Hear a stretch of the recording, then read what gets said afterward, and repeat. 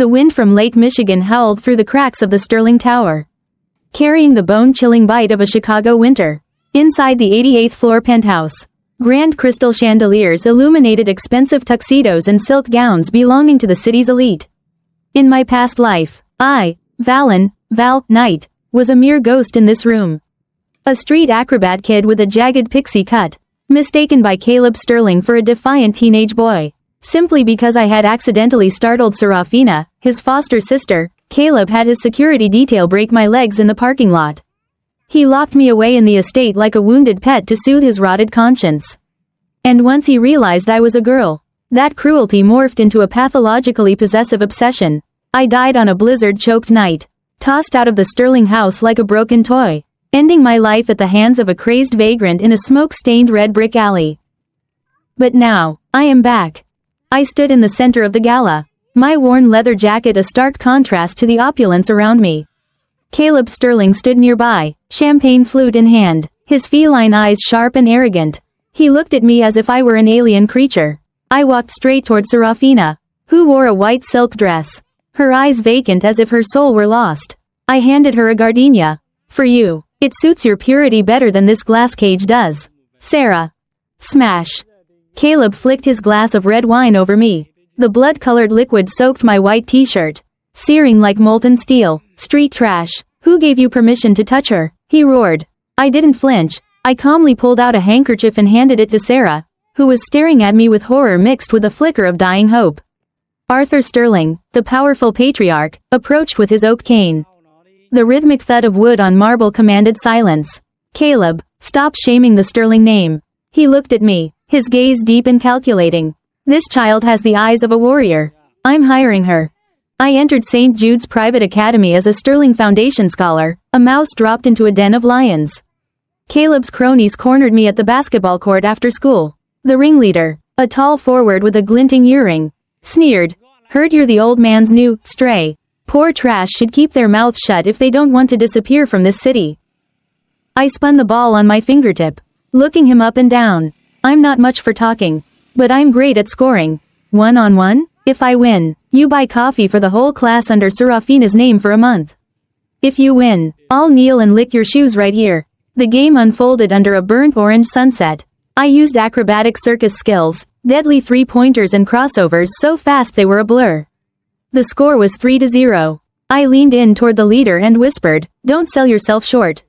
Maybe some lonely socialite will fall for that stupid face of yours."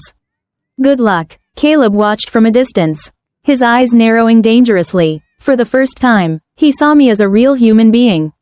A week later, Seraphina sent me a cryptic text. Valen, I know your secret. I've died once, too. It turned out Sarah was also a transmigrator. She carried the trauma of the Lake Michigan yacht accident 10 years ago, the explosion that took her parents and Kaleb's uncle. Kaleb knew the truth, that his own father had orchestrated the accident to seize the inheritance, but he used false guilt to imprison Sarah across 2 lifetimes. That night, Kaleb burst into my room.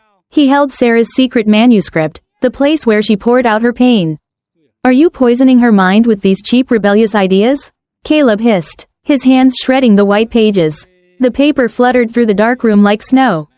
What the hell is wrong with you? I lunged forward, grabbing his collar. Don't you get it? She's mine. Even in death, she'll be buried next to me. He screamed like a wounded animal. I punched him square in the face. A blow fueled by the resentment of 2 lifetimes. We grappled on the floor, blood and tears mingling. You're rotten to the core. Kaleb, you don't love her, you're just terrified of being alone in this decaying mansion. Kaleb's father, the true mastermind, finally recognized the threat I posed. I was kidnapped and thrown onto a cement barge at Navy Pier in the middle of a torrential downpour. Knowing too much makes it hard to stay alive. Kid, the scarred hitman sneered, brandishing an iron bar. But then, Kaleb charged out of the shadows. He came alone, arrogant and naive. He underestimated the cruelty of the men who worked for his father. Crack, the sound of breaking bone was dry and sickening. An iron bar slammed into Kaleb's leg. He collapsed, his scream piercing the air thick with the smell of salt and oil. He was tasting the very fate he had dealt me in my previous life. The blue and red lights of the Chicago PD suddenly illuminated the pier. I had covertly sent my GPS coordinates to the FBI through a concealed device long ago. Kaleb's father was arrested at O'Hare Airport. Arthur Sterling survived his heart attack, thanks to my warning about his switched medication. I stood at the estate gates, a single suitcase in hand. Kaleb sat in a wheelchair, his cat-like eyes now nothing but the ashes of a fallen empire. Valen, can you stay? I'll make it up to you, he pleaded, his voice hoarse. I smiled, a smile of pure relief. I'm about to miss my flight to New York. Kaleb, make it up to yourself. Learn how to be a human before you learn how to love. 10 years later, at a book signing in Manhattan, the famous novelist Seraphina Vance looked up at her partner standing in the distance. Valen Knight, now a freelance photographer, pressed a white gardenia to her lips. Her life was once a stagnant sea, and I was the first ripple. And now, we are no longer the Sterling family's puppets. We are the masters of our own lives.